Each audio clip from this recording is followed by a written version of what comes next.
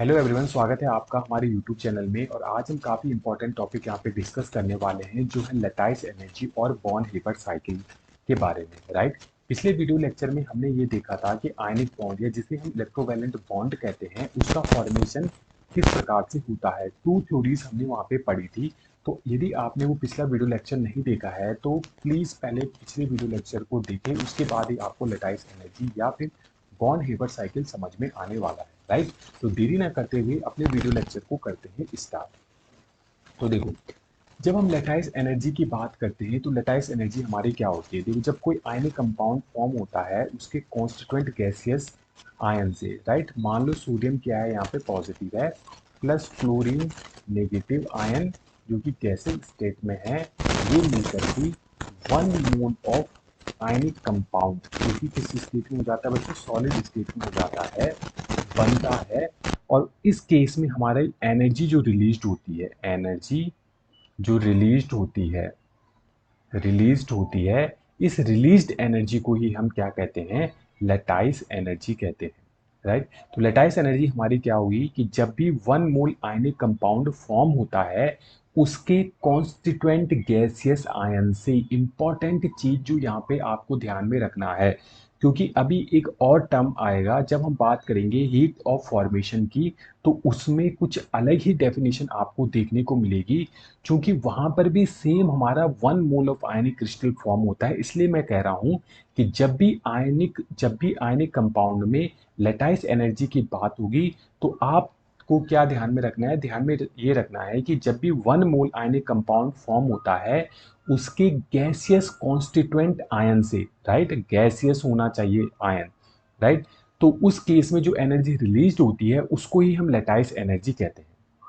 तो चलो अब इसकी डेफिनेशन भी देख लेते हैं कि डेफिनेशन हमारी क्या कहते हैं। ये है कि the amount of energy released when one mole of ionic crystal is formed from its constituent ions. Right. जो कि किस स्टेट में होने चाहिए बच्चों, गैसेस स्टेट में होने चाहिए, जो हमने अभी डिस्कस किया है। और इसका वाइस वर्सा भी होता है। वाइस वर्सा का मतलब क्या होता है कि किसी भी one mole of ionic crystal को उसके गैसियस कॉन्स्टिट्यूएंट आयन में ब्रेक करने के लिए हमें जितनी एनर्जी की रिक्वायरमेंट होती है उसी को हम लैटिस एनर्जी कहते हैं।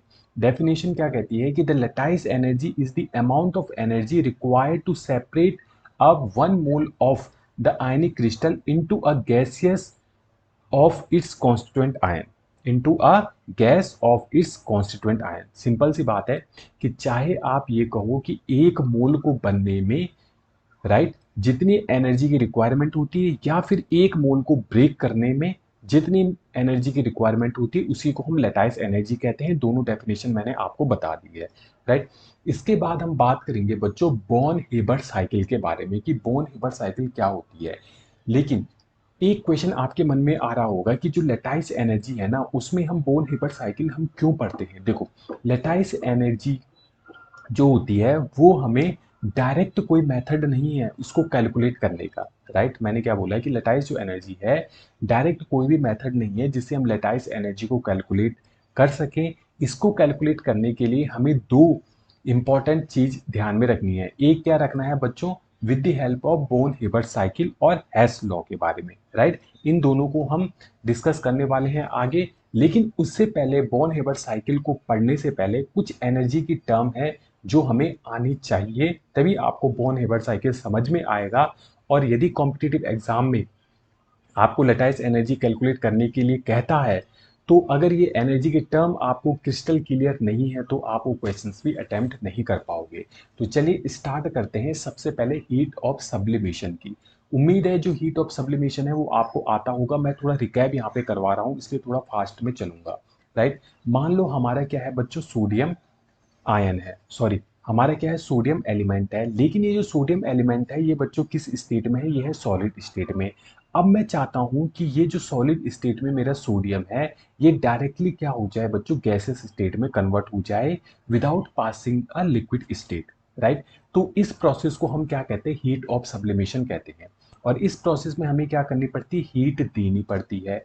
तो हीट ऑफ जो सब्लिमेशन है, अगर मैं बात करूं हीट ऑफ सब्लिमेशन की, तो ये कौन सी प्रोसेस हुई। देखो, जिस प्रोसेस में हमें हीट देनी पड़ती है उसको हम कहते हैं बच्चों एंडोथर्मिक। उसको क्या करते हैं, एंडोथर्मिक प्रोसेस कहते हैं। और एंडोथर्मिक प्रोसेस में जो डेल्टा एच होता है वो क्या होता है बच्चों, मेरा यहाँ पे होता है पॉजिटिव। क्या होता है? पॉजिटिव, क्योंकि हमें यहाँ पे एनर्जी देनी पड़ रही है।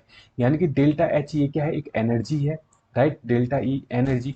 भाई जो एनर्जी चेंज यहाँ पे हो रही है वो क्या हो रहा है? पॉजिटिव में होता है। जो एनर्जी की टर्म है ये इंपॉर्टेंट है। पॉजिटिव आपको ध्यान में रखना है कि जब भी कोई सबस्टांस सॉलिड स्टेट से डायरेक्टली गैसेस स्टेट में कन्वर्ट होता है without passing through liquid state, तो इस फेज में या इस कन्वर्जन के लिए हमें जितनी अमाउंट ऑफ एनर्जी की रिक्वायरमेंट होती है उसको हम हीट ऑफ सब्लिमेशन कहते हैं। क्योंकि हीट ऑफ सब्लिमेशन हमारी एंडोथर्मिक प्रोसेस होती है, तो यहाँ पे जो डेल्टा एच आएगा मेरा क्या आएगा? पॉजिटिव आएगा। अब डेफिनेशन आप लोग देख सकते हो, डेफिनेशन क्या कहती है कि the heat of sublimation is the amount of energy that must be added to a mole of solid at constant pressure to turn it directly into a gas without passing through the liquid phase। ठीक है, यानी कि एक मोल solid compound को constant pressure में उसके gaseous state में convert करने में, राइट, जितनी अमाउंट ऑफ एनर्जी की रिक्वायरमेंट हमें होती है उसको हम हीट ऑफ सब्लिमेशन कहते हैं। और इस प्रोसेस में हम क्या करते हैं? सीधे सॉलिड से गैसेस स्टेट में टर्न करते हैं without passing through liquid state. उम्मीद है ये आपको यहाँ पे समझ में आया होगा, राइट। अब हम बात करते हैं बच्चों सेकंड जो एनर्जी की टर्म है, काफी इंपॉर्टेंट है, बॉन्ड डिसोसिएशन एनर्जी की। नाम से ही स्पष्ट है। मान लो आपके पास क्या है, जैसे क्लोरीन है। क्लोरीन किस फॉर्म में मिलता है? Cl2 के फॉर्म में मिलता है, गैसेस फॉर्म में मिलता है। अब मुझे Cl2 नहीं चाहिए, मुझे क्या चाहिए बच्चों? इंडिविजुअल फ्री स्टेट में क्लोरीन एटम चाहिए। तो इस केस में मुझे यहाँ तक पहुंचने के लिए क्या रिक्वायरमेंट होगी? देखो ये क्लोरीन का क्या है? मॉलिक्यूल है। इस क्लोरीन के मॉलिक्यूल के बीच में क्या होगा? एक बॉन्ड बना होगा जो इन दोनों एटम्स को आपस में क्या कर रहा है? जोड़े रख रहा है। तो इस बॉन्ड को ब्रेक करने में जितनी अमाउंट ऑफ एनर्जी की रिक्वायरमेंट होगी, राइट, उस एनर्जी को हम क्या कहेंगे? बॉन्ड डिसोसिएशन एनर्जी कहेंगे। देखो यहाँ पे हमें क्या करना पड़ रहा है? फिर से हीट देनी पड़ रही है। तो यानी कि यहाँ पे जो डेल्टा एच है वो बच्चों क्या हो जाएगा हमारा? ये भी हमारा पॉजिटिव हो जाएगा। क्यों? क्योंकि ये भी हमारी क्या है बच्चों? एंडोथर्मिक रिएक्शन है। क्या है? एंडोथर्मिक रिएक्शन है। तो बॉन्ड डिसोसिएशन एनर्जी का सिंपल सा मतलब होता है कि किसी भी मॉलिक्यूल या किसी भी कंपाउंड के बीच में बने हुए बॉन्ड को ब्रेक करने के लिए हमें जितनी मिनिमम अमाउंट ऑफ एनर्जी की रिक्वायरमेंट होती है उसको हम बॉन्ड डिसोसिएशन एनर्जी कहते हैं। इसकी जो डेफिनेशन होगी वो क्या होगी? The amount of energy required to break bond are called bond dissociation energy. उम्मीद है यहाँ तक आपको समझ में आया होगा। अब हम चलते हैं नेक्स्ट की ओर। नेक्स्ट क्या कहता है बच्चों? आयनाइजेशन एनर्जी का। देखो पीरियोडिक टेबल जब हमने पढ़ी थी तो उसमें काफी अच्छे से हमने डिस्कस किया था, लेकिन यहाँ पे मैं थोड़ा आपको रिकैप करवा लेता हूँ कि आयनाइजेशन एनर्जी हमारी क्या होती है। देखो फॉर एग्जांपल के लिए हम सोडियम ले लेते हैं, लेकिन हम किस में लेंगे इसको? गैसेस स्टेट में। और इससे हम क्या बनाएंगे बच्चों? एक कैटायन का फॉर्मेशन करेंगे, राइट। साथ में हम क्या करेंगे? एक इलेक्ट्रॉन को यहाँ से रिमूव कर देंगे। इस प्रोसेस में इस प्रोसेस में जो एनर्जी हमें रिक्वायर्ड होती है, यानी कि इस प्रोसेस में एनर्जी रिक्वायर्ड हो रही है एक इलेक्ट्रॉन को रिमूव करने के लिए, तो ये भी क्या होगी? एंडोथर्मिक रिएक्शन होगी। और इसमें जो डेल्टा एच होगा वो क्या होगा? पॉजिटिव होगा, राइट। इसको हम क्या कहते हैं बच्चों? आयनाइजेशन एनर्जी कहते हैं। डेफिनेशन क्या हो जाएगी आयनाइजेशन एनर्जी की? किसी भी आइसोलेटेड गैसियस एटम में से उसके वैलेंस सेल से एक इलेक्ट्रॉन को रिमूव करने के लिए हमें जितनी अमाउंट ऑफ एनर्जी की रिक्वायरमेंट होती है उसको हम आयनाइजेशन एनर्जी कहते हैं, राइट। तो आयनाइजेशन एनर्जी जो हमारी होती है वो क्या होती है बच्चों? पॉजिटिव होती है। अब यहाँ पे एक और चीज आपको ध्यान में रखना है। यहाँ पे तो सिंपल सा था कि सोडियम से एक इलेक्ट्रॉन को हमने रिमूव किया, तो इसको हम कहेंगे आयनाइजेशन एनर्जी फर्स्ट। लेकिन कुछ हमारे ऐसे भी एटम्स होते हैं जो क्या करते हैं, जिनसे हमें दो इलेक्ट्रॉन को अगर निकालना है, यानी कि सक्सेसिव आयनाइजेशन एनर्जी की। फॉर एग्जांपल के लिए जैसे हम कैल्शियम ले लेते हैं, बट ये किस आइसोलेटेड स्टेट में होना चाहिए? और गैसेस स्टेट में होना चाहिए, राइट। तो इससे हम क्या करेंगे बच्चों? सबसे पहले मैंने क्या किया, इससे एक इलेक्ट्रॉन को रिमूव किया। जब मैं एक इलेक्ट्रॉन को रिमूव करूंगा यानी कि आयनाइजेशन एनर्जी में क्या कहूंगा? फर्स्ट कहूंगा, राइट। किसी भी गैसियस आइसोलेटेड एटम से उसके वैलेंस सेल से एक इलेक्ट्रॉन को रिमूव करने के लिए मुझे जितनी अमाउंट ऑफ एनर्जी की रिक्वायरमेंट होगी उसको हम आयनाइजेशन एनर्जी कहते हैं। तो आयनाइजेशन एनर्जी फर्स्ट ये भी क्या होगी बच्चों, पॉजिटिव होगी, क्योंकि मुझे एक इलेक्ट्रॉन को निकालने के लिए एनर्जी देनी पड़ रही है। फिर मैं क्या करूंगा, ये जो कैल्शियम पॉजिटिव मेरा बना जो कि गैसेस स्टेट में है, इससे मैं एक और क्या करना चाहता हूँ, इलेक्ट्रॉन को रिमूव करवाना चाहता हूँ, जिससे मुझे कैल्शियम 2+ मिल जाए। यानी कि यहाँ पे हम कहेंगे आयनाइजेशन एनर्जी सेकंड। यहाँ पे क्या कहेंगे, आयनाइजेशन एनर्जी सेकंड। जब हम किसी भी एटम से दूसरा इलेक्ट्रॉन निकालते हैं तो उस केस में भी हमें एक्स्ट्रा अमाउंट ऑफ एनर्जी देनी पड़ती है। तो यानी कि यहाँ पे जब आयनाइजेशन एनर्जी सेकंड आएगा वो भी क्या आएगा, पॉजिटिव आएगा। सक्सेसिव आयनाइजेशन एनर्जी काफ़ी इंपॉर्टेंट है बॉर्न हिबर्ट साइकिल को समझने के लिए। यहाँ पे एनर्जी की टर्म आपको ध्यान में रखना है, राइट, कि फर्स्ट आयनाइजेशन एनर्जी भी पॉजिटिव होती है, सेकंड आयनाइजेशन एनर्जी भी हमारी क्या होती है, पॉजिटिव होती है। डेफिनेशन को देख लेते हैं। डेफिनेशन क्या कहती है कि the energy required to remove most loosely bound electron, तो मोस्ट लूजली बाउंड इलेक्ट्रॉन उसके वैलेंस सेल में ही होता है, ठीक है, from an isolated gaseous atom of the element in its ground state. ठीक, उम्मीद है यहां तक आपको समझ में आया होगा कि भाई आयनाइजेशन एनर्जी हमारी क्या कहती है और सक्सेसिव आयनाइजेशन एनर्जी से हम क्या समझते हैं। अब नेक्स्ट जो एनर्जी की टर्म है वो आती है इलेक्ट्रॉन गेन एंथैल्पी। यानी कि एक इलेक्ट्रॉन को जब कोई एलिमेंट गेन करता है तो उस प्रोसेस में हमारी एनर्जी रिलीज होती है। तो उस रिलीज्ड एनर्जी को हम क्या कहते हैं, इलेक्ट्रॉन गेन एंथैल्पी कहते हैं। एक एग्जांपल से समझते हैं। मेरे पास ऑक्सीजन एटम है जो कि आइसोलेटेड है और गैसेस स्टेट में है, ये इंपॉर्टेंट ध्यान में रखना है, राइट। जब इलेक्ट्रॉन गेन एंथैल्पी की बात हम तभी करेंगे जब हमारा एलिमेंट किस स्टेट में हो, गैसेस स्टेट में हो और आइसोलेटेड हो, राइट। अब ऑक्सीजन में मुझे क्या करना है बच्चों, एक इलेक्ट्रॉन को मुझे ऐड करवाना है, राइट। तो ये क्या हो जाएगा, ऑक्सीजन के ऊपर सिंगल नेगेटिव चार्ज आ जाएगा। इस केस में क्या होगा, देखो इंपॉर्टेंट चीज है, इस केस में जो हमारी इलेक्ट्रॉन गेन एंथैल्पी है ना, अगर मैं बात करूं इलेक्ट्रॉन गेन एंथैल्पी, ये जो क्या हो जाएगी बच्चों, ये यहाँ पे होती है नेगेटिव। काफी इंपॉर्टेंट है। इलेक्ट्रॉन गेन एंथैल्पी नेगेटिव का मतलब क्या है कि यहाँ पे एनर्जी रिलीज हो रही है, यानी कि ये क्या है बच्चों, एक्सोथर्मिक प्रोसेस है। एक्सोथर्मिक प्रोसेस है। इसका डिटेल वीडियो लेक्चर मैंने बना रखा है इलेक्ट्रॉन गेन एंथैल्पी का, यदि आप देखना चाहते हो तो वहां से और क्रिस्टल क्लियर हो जाएगा, राइट। मैंने क्या कहा कि जब भी हम एक इलेक्ट्रॉन को ऐड करवाते हैं किसी भी एटम में, राइट, तो मोस्टली क्या होता है बच्चों, वहां से एनर्जी रिलीज होती है। जो रिलीज्ड एनर्जी होती है हमारी, उसको हम क्या कहते हैं, एक्सोथर्मिक प्रोसेस कहते हैं। कि भाई किसी भी सिस्टम से एनर्जी रिलीज हो रही है तो वो एक्सोथर्मिक प्रोसेस है, और वहां पे जो डेल्टा एच होता है वो क्या होता है, नेगेटिव में होता है। तो ये आपको ध्यान में रखना है। इसको हम क्या कहेंगे, इलेक्ट्रॉन गेन एंथैल्पी फर्स्ट कहेंगे, राइट। लेकिन अब मैं इस ऑक्सीजन का जो नेगेटिव आयन बना, इस नेगेटिव आयन में एक और इलेक्ट्रॉन को मैं ऐड करवाना चाहता हूं, तो उस केस में मेरा क्या हो जाएगा, O2 पॉजिटिव बन जाएगा। लेकिन इस केस में मुझे एनर्जी देनी पड़ेगी। ध्यान में रखना है कि इलेक्ट्रॉन गेन एंथैल्पी जो सेकंड होती है वो हमेशा क्या होती है बच्चों, पॉजिटिव होती है। यानी कि ये क्या होगी, हमारी एंडोथर्मिक प्रोसेस होगी। एंडोथर्मिक प्रोसेस होगी। Ionisation energy, successive ionisation energy हमने पढ़ी, उस केस में दोनों के दोनों हमारे क्या थे, पॉजिटिव थे। लेकिन इलेक्ट्रॉन गेन एंथैल्पी में आपको ध्यान में रखना है कि जब एक इलेक्ट्रॉन कोई भी एटम गेन करता है तो वो उसको एक्सेप्ट कर लेता है, राइट। उस केस में हमारी एनर्जी रिलीज होती है, यानी कि वहां पे नेगेटिव एनर्जी की टर्म यूज होती है। लेकिन जब मैं दूसरा इलेक्ट्रॉन इसमें ऐड करवाता हूं तो उस केस में क्या होगा बच्चों, इसमें इलेक्ट्रॉनिक इलेक्ट्रॉनिक रिपल्सन होगा, जो ये कतई नहीं चाहता है। तो हमें फोर्सफुली यहाँ पे क्या करवाना पड़ता है, इलेक्ट्रॉन को ऐड करवाना पड़ता है।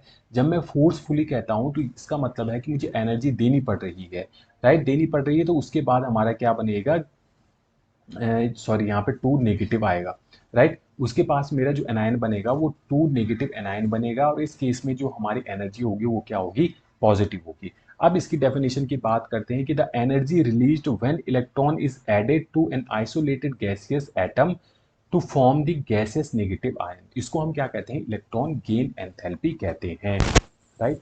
आपको ध्यान में भाई ये रखना है, मैं बार बार रिपीट कर रहा हूँ क्योंकि क्वेश्चन को सॉल्व करते टाइम आपको ये जरूर ध्यान में रखना है कि first ionisation energy, second ionisation energy positive होती है। लेकिन इलेक्ट्रॉन गेन एंथैल्पी की अगर हम बात करें तो फर्स्ट हमारी नेगेटिव एंड सेकंड हमारी पॉजिटिव।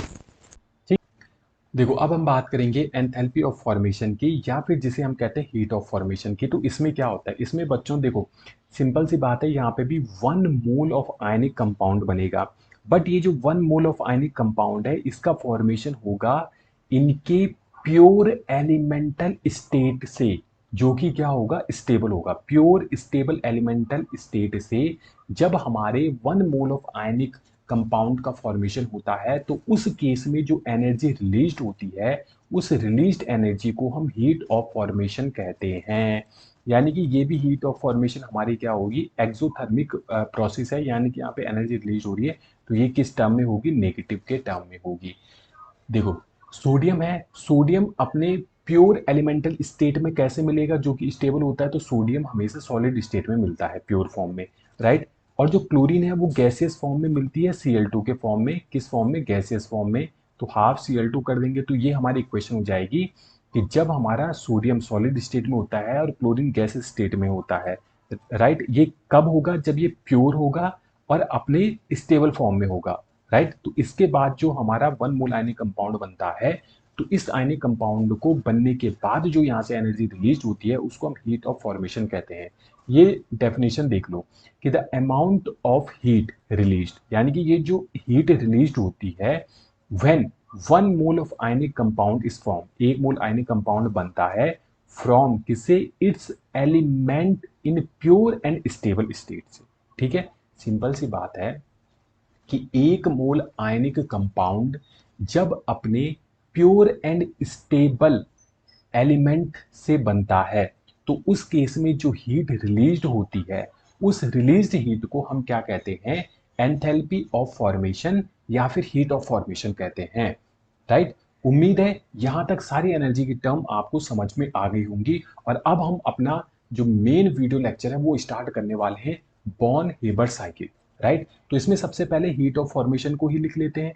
देखो भाई, हमारा सोडियम जो कि नेचर में सॉलिड फॉर्म में मिलता है, क्लोरीन जो कि है Cl2 यानी कि गैसेस फॉर्म में मिलता है, और यहाँ पे हमारा बनता है 1 मोल ऑफ NaCl कंपाउंड जो कि हमारा सॉलिड फॉर्म में है। और इस केस में जो हीट रिलीज होती है उसको हम हीट ऑफ फॉर्मेशन कहते हैं। और ये जो हीट ऑफ फॉर्मेशन है ये क्या होती है बच्चों, नेगेटिव होती है, जो कि हमारी क्या है, एक्सोथर्मिक प्रोसेस है, राइट। अब मुझे क्या करना है, देखो, जो भी हमने अभी तक पढ़ा है उसका यहाँ पे सारा का सारा क्या होने वाला है, यूज होने वाला है। सोडियम मेरा किस स्टेट में है बच्चों, अब मुझे लेटाइस एनर्जी जाननी है ना। तो लेटाइस एनर्जी के लिए मुझे क्या चाहिए भाई, मुझे लेटाइस एनर्जी के लिए सोडियम प्लस चाहिए जो कि गैसेस स्टेट में होना चाहिए, साथ में Cl नेगेटिव होना चाहिए जो भी गैसेस स्टेट में, और उसके बाद मेरा 1 मोल ऑफ आयनिक कंपाउंड बनता है। तो इस केस में जो एनर्जी रिलीज होती है उस रिलीज एनर्जी को हम लेटाइस एनर्जी कहते हैं, और इसी को कैलकुलेट करने के लिए हम इतना सारा चक्कर चला रहे हैं। ठीक है, डायरेक्ट मेथड तो कोई है नहीं, तो बॉर्न हैबर साइकिल से हमें कैलकुलेट करना पड़ेगा। तो लेटाइस एनर्जी तक पहुंचने के लिए मुझे सोडियम आयन चाहिए और क्लोरीन आयन चाहिए जो कि गैसेस स्टेट में होना जरूरी है, राइट। यहाँ पे अगर आप देखोगे सोडियम जो है सॉलिड स्टेट में है।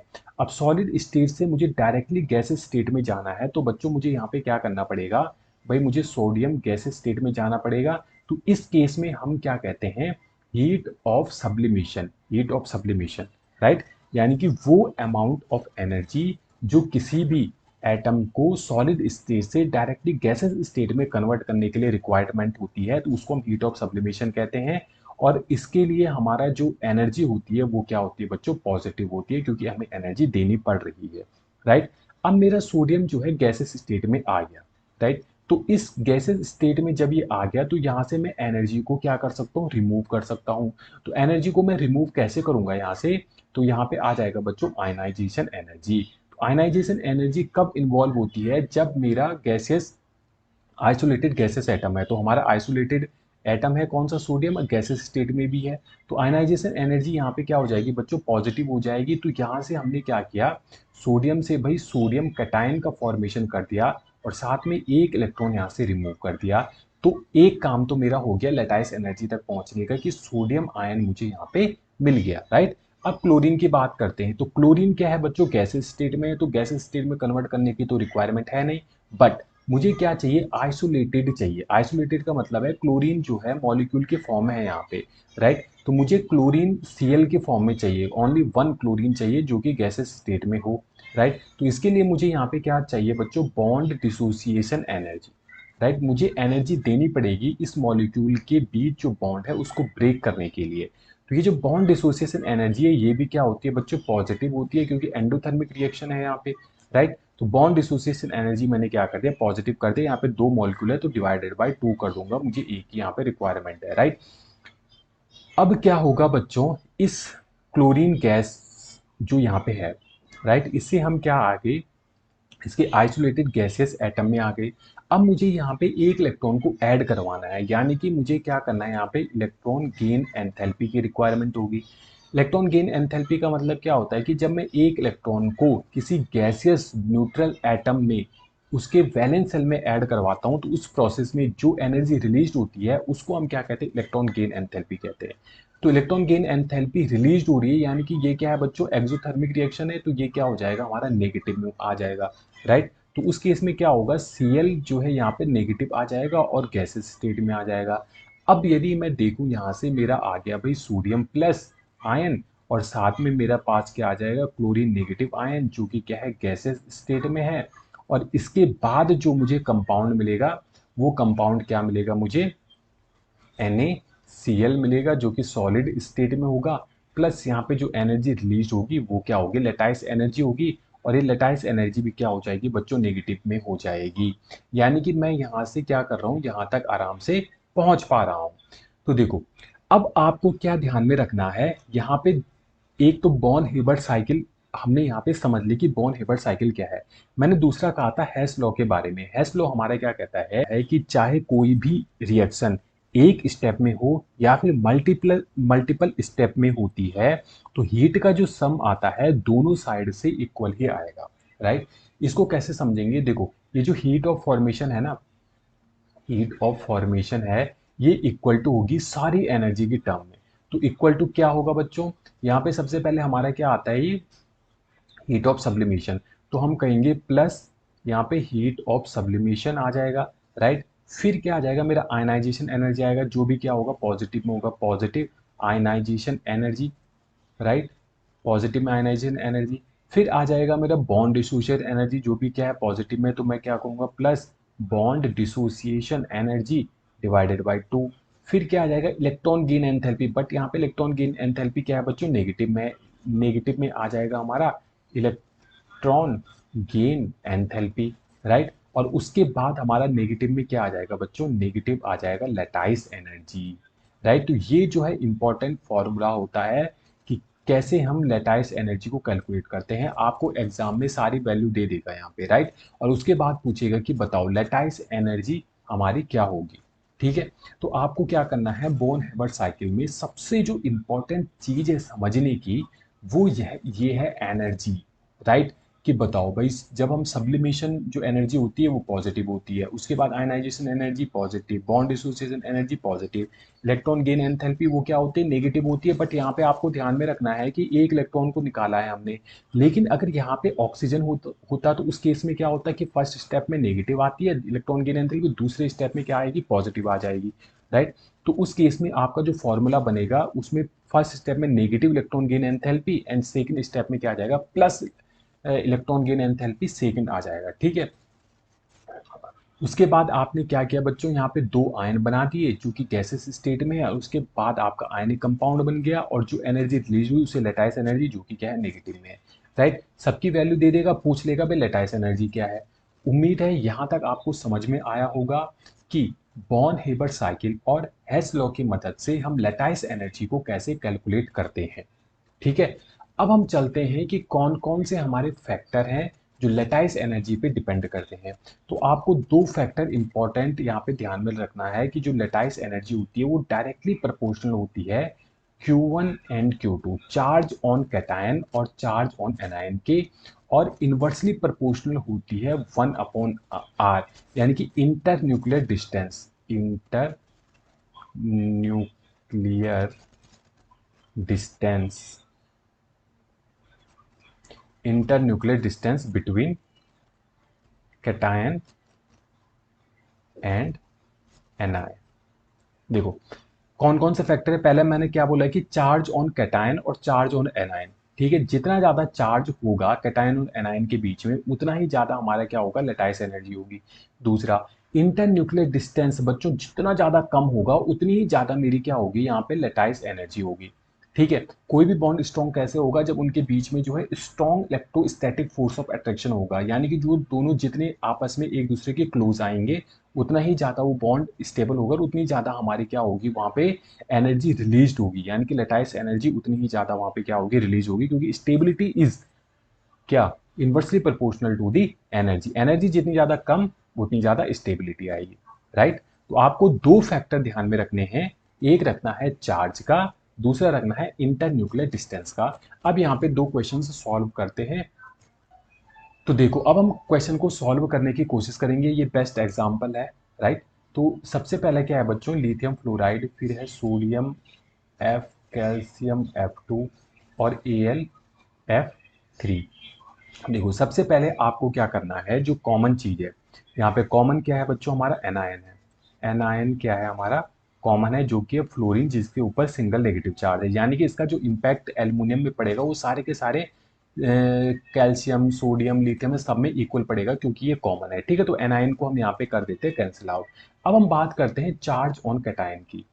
चार्ज ऑन कैटायन, तो कैटायन क्या है बच्चों, यहाँ पे लिथियम है जो कि +1 कैरी करता है, सोडियम है +1 कैरी करता है, कैल्शियम है जो कि +2 कैरी करता है, और एल्यूमिनियम है जो +3 कैरी करता है। हमने अभी अभी देखा था कि जो लेटाइस एनर्जी हमारी होती है वो डायरेक्टली प्रोपोर्शनल होती है किसके, चार्ज की।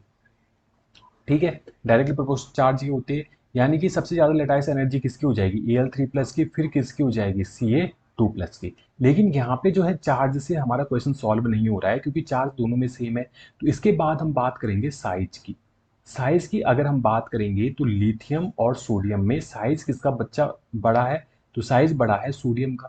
अगर सोडियम का साइज बड़ा है तो हमने ये देखा है कि जो लेटाइस एनर्जी है वो इन्वर्सली प्रोपोर्शनल होती है किसके, आर इंटरन्यूक्लियर डिस्टेंस के। फॉर एग्जाम्पल के लिए देखो, फ्लोरीन तो दोनों केस में सेम है, तो यहाँ पे मैं कहता हूँ कि ये मेरा लिथियम है और ये मेरा फ्लोरीन है, तो इस केस में इंटरन्यूक्लियर डिस्टेंस ये है। दूसरा केस है कि भाई सोडियम का साइज थोड़ा बड़ा है और यहाँ पे क्या है मेरा फ्लोरीन है, तो इस केस में क्या होगा, इंटरन्यूक्लियर डिस्टेंस मेरा ज़्यादा हो गया। यानी कि साइज जितना छोटा होगा इंटरन्यूक्लियर डिस्टेंस उतनी ही क्या होगी, कम होगी, और इंटरन्यूक्लियर डिस्टेंस जितनी कम होगी लेटाइस एनर्जी उतनी ही ज़्यादा होगी। यानी कि इस केस में अगर हम देखें तो लिथियम की जो लेटाइस एनर्जी है वो ज़्यादा होगी किससे, सोडियम से, राइट। तो हमारा जो लेटाइस एनर्जी का ऑर्डर आएगा वो क्या आएगा, सबसे ज़्यादा लेटाइस एनर्जी जो होगी वो होगी AlF3 की, राइट। उसके बाद होगी CaF2 की, उसके बाद होगी LiF की, और लास्ट में हमारा आ जाएगा NaF आ जाएगा, राइट। इन दोनों की जो लेटाइस एनर्जी है वो हमने कैसे कैलकुलेट की, ये की हमने चार्ज से, राइट, और ये किया हमने किससे, साइज से, ये किया हमने साइज से। ठीक, उम्मीद है यहाँ तक भी समझ में आया होगा। अब नेक्स्ट क्वेश्चन करते हैं। इस क्वेश्चन को ना आप वीडियो को पॉज करो और इस क्वेश्चन को खुद से सॉल्व करो, उसके बाद इसका सॉल्यूशन देखना। ठीक, चलो अब हम बात करते हैं बच्चों LiCl की, NaCl, CaCl2 की, और Al2O3 की। अब आप देखोगे कि यहाँ पे कॉमन जो है क्लोरीन है, क्लोरीन है, क्लोरीन है, लेकिन यहाँ पे ऑक्सीजन है, तो घबराना बिल्कुल भी नहीं है। आपको क्या करना है, सिंपल सा, कि ये जो आयन है ये सेम है, कैटायन के ऊपर जो चार्ज है वो आप देख लो। तो यहाँ पे लिथियम के ऊपर क्या है, +1 का चार्ज है, सोडियम के ऊपर भी +1 का चार्ज है, कैल्शियम के ऊपर +2 का चार्ज है, लेकिन एल्यूमिनियम के ऊपर +3 का चार्ज है। तो भाई चार्ज हमेशा ही साइज से डोमिनेटिंग फैक्टर होता है। ठीक, तो यहाँ पे Al3+ हमेशा ही क्या होगी, इसकी लेटाइस एनर्जी ज़्यादा होगी। फिर किसकी होगी बच्चों, फिर होगी हमारी Ca2+ की। अब ये दोनों फिर फंस गए, यहाँ पे चार्ज का फैक्टर आ गया भाई, Cl क्या है, कॉमन है। तो इस केस में भी क्या होगा बच्चों, लिथियम जो प्लस है उसकी लेटाइस एनर्जी ज़्यादा हो जाएगी किससे, सोडियम प्लस से, राइट। अब इनका जो ऑर्डर होगा वो कैसे हम निकालेंगे, ये सबसे ज़्यादा जो होगी वो क्या होगी बच्चों, Al2O3 की लेटाइस एनर्जी होगी, देन हमारा CaCl2 आ जाएगा, फिर हमारा लिथियम क्लोराइड आ जाएगा, और लास्ट में हमारा क्या आ जाएगा बच्चों, NaCl आएगा। उम्मीद है बॉर्न हेबर्ट साइकिल से हम लेटाइस एनर्जी कैसे कैलकुलेट करते हैं और लेटाइस एनर्जी किन किन फैक्टर पे हमारा डिपेंड करता है आपको समझ में आया होगा। नेक्स्ट वीडियो लेक्चर में हम बहुत सारे क्वेश्चंस को सॉल्व करने वाले हैं जो प्रीवियस ईयर एग्जाम में पूछे गए हैं। ठीक है, तो बने रहिए हमारे यूट्यूब चैनल के साथ, और अगर आपको यहाँ तक समझ में आया होगा तो प्लीज़ हमारे चैनल को लाइक शेयर एंड सब्सक्राइब जरूर कीजिएगा।